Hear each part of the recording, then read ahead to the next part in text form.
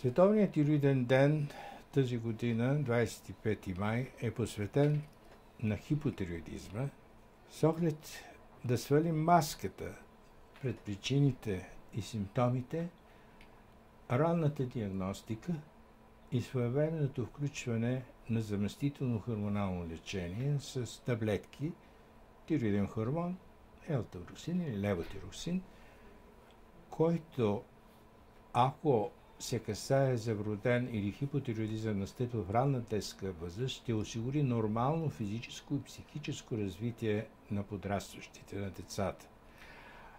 Ако се касае за бремени, ще осигури нормално протичане на бременността и раждането без риск за спонтанни аборти и месторождане. Ако се касае за по-късна възраст, след 50-60 годишна възраст, ще действа против развитието на артериосклероза. Тироидните хормони, ако не бъдат в необходимото количество, водят до увеличаване на масите, на холестерола в кръвта. Тези хормони имат пряко отношение към функцията на всяка клетка, особено мозъчната клетка, тъй като регулират обмяната, кислородната консумация, обмяната на веществата в тази клетка и върху други структури клетъчни, имащи отношение към продължителността на живота.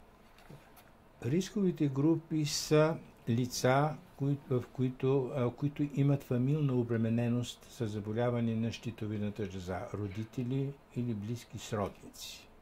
Лица, които имат хабитуални аборти, спонтанни аборти или мъртвораждане, жени. Лица, които са с прекарано тироидно заболяване, особено ако то е третирано хирургически. В случай на депресивни състояния, включително с нарушение в динамиката на съня или в паметовите способности, в основата може да стои недостатъчност в функцията на щитовидната жлеза. В тия случаи, които споменах, тези групи, задължително трябва да се консултира ендокринолог, който да назначи изследване на хормоните на щитовидната жлеза. Като основен критерий или показател, това е тиреостимулиращия хормон в кръвта, който е ефтино изследване или може да бъде направено, евентуално чрез личния лекар безплатно. 3 лева или 5 лева струва някъде там. Ако дадено лице попада в тези рискови групи, би следвало да проконтролира функцията на щитовидната жлеза. Още повече, като имаме предвид, че в България честотата на хипотироидизма е над 10%, като във възрастовата група от населението стига до 15%.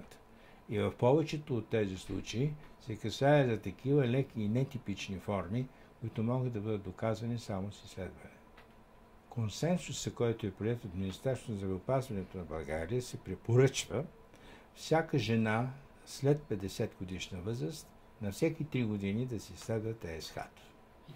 Независимо от това дали попада или не в рисковите групи. Ако попада в рисковите групи, възрастта е без значение по всяко време. И много по-често.